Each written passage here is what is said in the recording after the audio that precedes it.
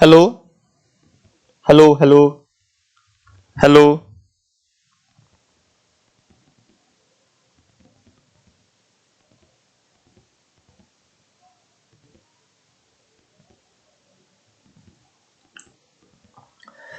सो hi दोस्तों, आज हम जानेंगे मेजरमेंट ऑफ एंगल के बारे में। ठीक है, आज हमारी जो टॉपिक है वो है मेजरमेंट ऑफ एंगल। ठीक है, कि एंगल को हम कैसे कैसे मापते हैं और इससे क्वेश्चंस कैसे आते हैं और या फिर इस पे बेस्ड थ्योरी क्या है। सबसे पहले तो हम ये जान लेते हैं कि एंगल फॉर्म कैसे होता है। ठीक है, कोई भी जब दो लाइन ठीक है कोई भी जब दो लाइन एक दूसरे से मिलेंगी तो उन दोनों लाइन के बीच में जो स्लोप फॉर्म होगा उसको हम एंगल बोलते हैं। मान लो कि ये लाइन एक ये है और ये है। ठीक है, तो इन दोनों के बीच में जो स्लोप फॉर्म होगी उसको हम बोलेंगे कि ये एंगल फॉर्म हो रही है। ठीक है, slope between two lines is called angle. ठीक है, अब जान लेते हैं कि एंगल को मापते कैसे हैं। ठीक है, अगर मान लो कि एक प्लेन में ठीक है एक प्लेन में जब दो लाइन एक दूसरे को किसी भी प्लेन में जब दो लाइन एक दूसरे को परपेंडिकुलर इंटरसेक्ट करेगी तो वहां पे फॉर्म होता है क्वाड्रेंट। ठीक है, वहां पे फॉर्म होता है क्वाड्रेंट और उन दोनों लाइनों में जो लाइन हॉरिजेंटल होती है उसको हम बोलते हैं एक्स एक्सिस। ठीक है, और जो परपेंडिकुलर होती है उसको हम बोलते हैं वाई एक्सिस।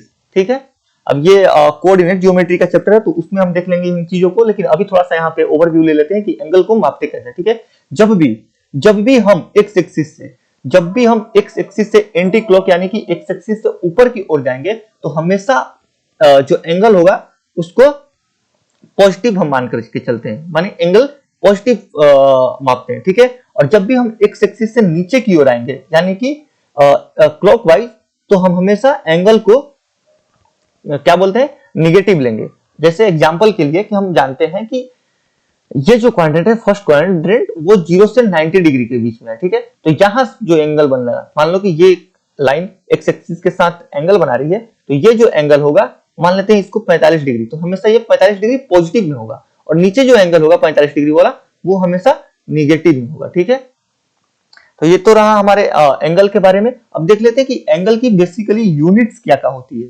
ठीक है, ऐसा तो हम जानते हैं कि जैसे समय होता है तो समय को हम किस किस चीज में माप सकते हैं, आवर में माप सकते हैं, मिनट में माप सकते हैं, उसके बाद सेकंड में माप सकते हैं। वैसे एंगल को हम जिन इकाइयों में मापते हैं उनके बारे में थोड़ा सा हम जान लेते हैं। ठीक है, तो सबसे पहले हम एंगल को डिग्री में मापते हैं, जो कि हम जानते पढ़ते आ रहे हैं बचपन से कि इतने डिग्री का एंगल है उतने डिग्री का एंगल है, लेकिन इसमें थोड़े से डिग्री को और इलोबरेट करके जान लेंगे। ठीक है, सेकंड होता है रेडियन। ठीक है, सेकंड होता है रेडियन, रेडियन में भी हम एंगल को माप सकते हैं। और थर्ड होता है ग्रेड। हाँ ठीक है, जो हमारे एग्जाम्स होते हैं एसएससी या बैंकिंग या रेलवे उसमें सिर्फ डिग्री से और रेडियन से ही क्वेश्चन आते हैं, लेकिन हम देख लेंगे कि ग्रेड भी क्या होता है, बस ओवरव्यू थोड़ा सा ले लेंगे। ठीक है, तो आते हैं सबसे पहले डिग्री के बारे में। ठीक है, डिग्री के बारे में, डिग्री क्या होता है। मान लो हमारे पास एक 90 डिग्री का एंगल है। ठीक है, हमारे पास एक 90 डिग्री का एंगल है, हम जानते हैं कि एक 90 डिग्री का एंगल एक समकोण कहलाता है। ठीक है, इस 90 डिग्री के एंगल को जब हम 90 बराबर भागों में डिवाइड करेंगे तो प्रत्येक भाग 1 डिग्री का होगा।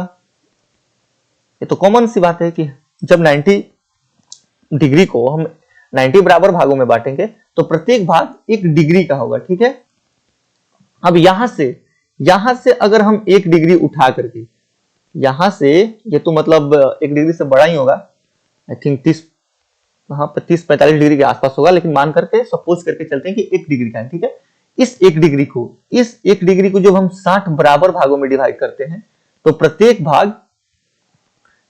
भाग 1 मिनट के बराबर होगा, यानी कि 1 डिग्री में 60 मिनट होता है।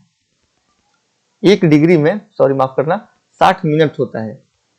ठीक है, मिनट को हम ऐसे डिनोट करते हैं, डिग्री को कैसे डिनोट करते हैं, ऊपर हल्का सा गोला लगा देंगे तो वो डिग्री हो जाएगा। रेडियन को सी से डिनोट करते हैं और ग्रेड को जी से डिनोट करते हैं। ठीक है, तो 1 डिग्री को जब हम 60 बराबर भागों में बांटेंगे तो प्रत्येक भाग 1 मिनट के बराबर होगा।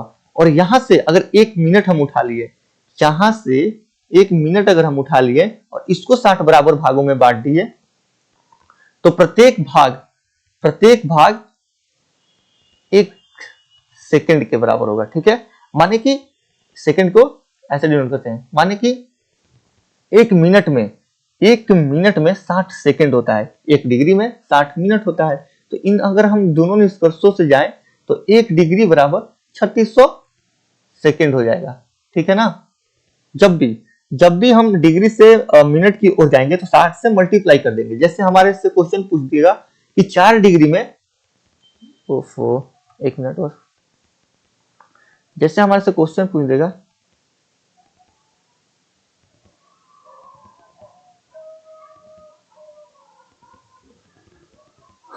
जैसे हमारे से क्वेश्चन पूछ देगा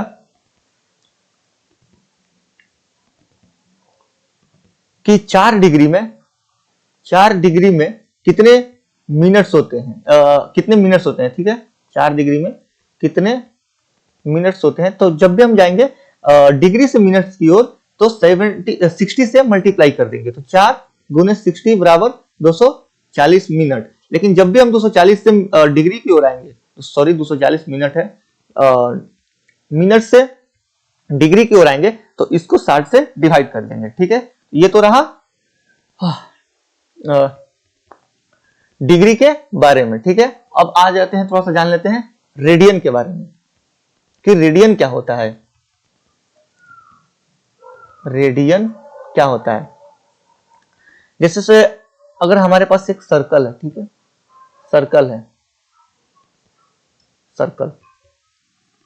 सर्कल के रेडियस के बराबर लंबाई का आर्क, मान लो ये आर है और ये जो आर्क की लेंथ है वो भी आर है। ठीक है, आर। तो सर्कल के रेडियस के बराबर लंबाई का आर्क सर्कल के इस सेंटर पे जितने डिग्री का एंगल फॉर्म करती है वो 1 रेडियन के बराबर होता है। ठीक है, वो क्या होता है, 1 रेडियन के बराबर होता है। मतलब कि कहने का मतलब कि दुनिया के किसी भी सर्कल में उस सर्कल के रेडियस के बराबर लंबाई का आर्क उस सर्कल के सेंटर पर जो एंगल फॉर्म करता है वो हमेशा 1 रेडियन के बराबर होता है। ठीक है, अब थोड़ा सा एक और चीज जान लेते हैं। हम जानते हैं कि जो ये स्ट्रेट लाइन है,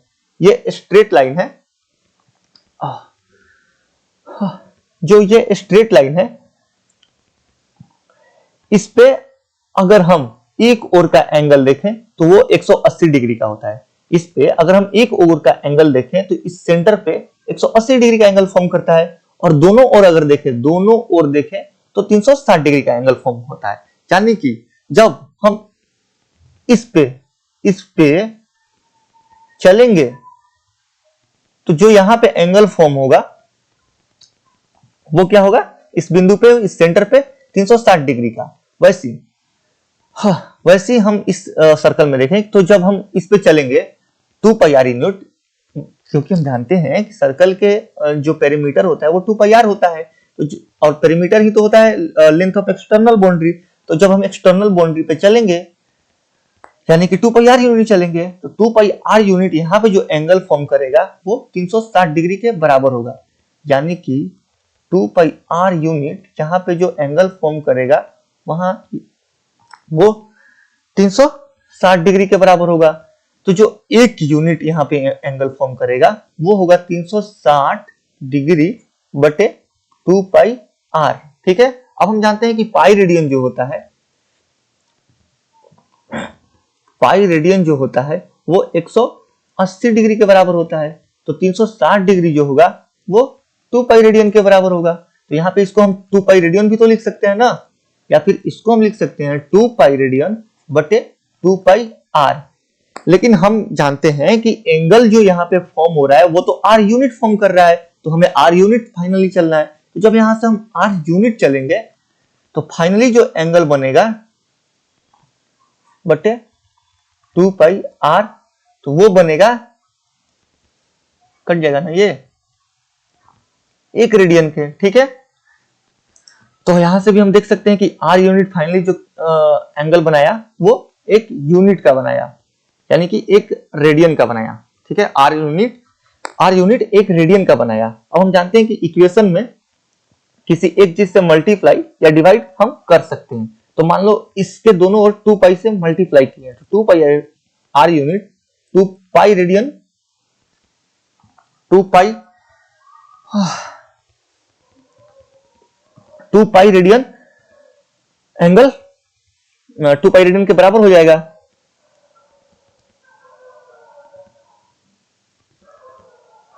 ठीक है।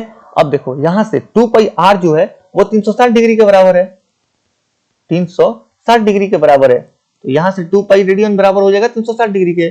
तो फाइनली जो हमारे पास रिजल्ट आएगा, पाई रेडियन हमेशा 360 बटे 2 करेंगे तो 180 डिग्री, यानी कि पाई रेडियन बराबर 180 डिग्री। फाइनली हम इस रिजल्ट पे पहुंच गए। ठीक है। यहां से भी हम दो निष्कर्ष निकाल सकते हैं। ठीक है। अगर हम जानते हैं कि पाई रेडियन बराबर 180 डिग्री, तो एक रेडियन बराबर 180 डिग्री बटे पाई, और यहां जानते हैं कि 180 डिग्री बराबर पाई रेडियन, तो एक डिग्री बराबर पाई बटे 180। यानी कि जब भी हम रेडियन से यहां पे लिख ही देता हूं नोट में, जब भी हम रेडियन टू डिग्री जाएंगे,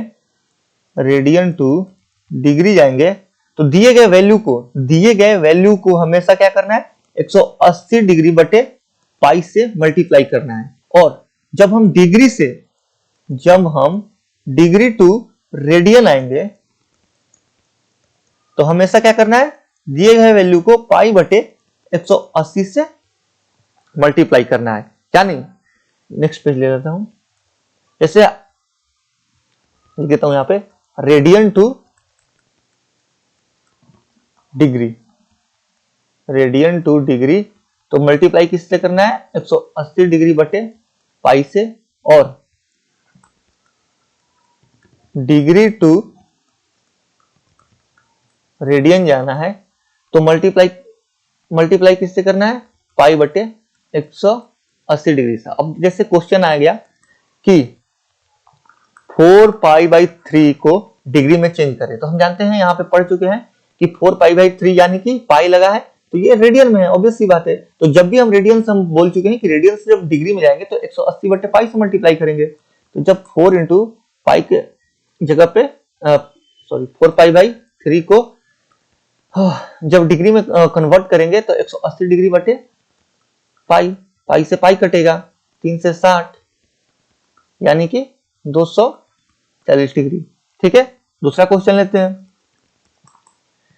कि अब इसी को ले लेते हैं। ठीक है। 240 डिग्री को कन्वर्ट करो किसमें, 240 डिग्री को कन्वर्ट करना है रेडियन में। ठीक है। तो डिग्री से अगर हम रेडियन में जाएंगे तो इसको पाई बटे 180 से मल्टीप्लाई करेंगे, तो 240 इंटू पाई बटे 180। ठीक है। 0 से 0 कटेगा, 6 से 4 3, मतलब 4 pi by 3। So this is all about angle, जिनसे रिलेटेड क्वेश्चंस हमारे एग्जाम्स में आते हैं। ठीक है। Okay bye.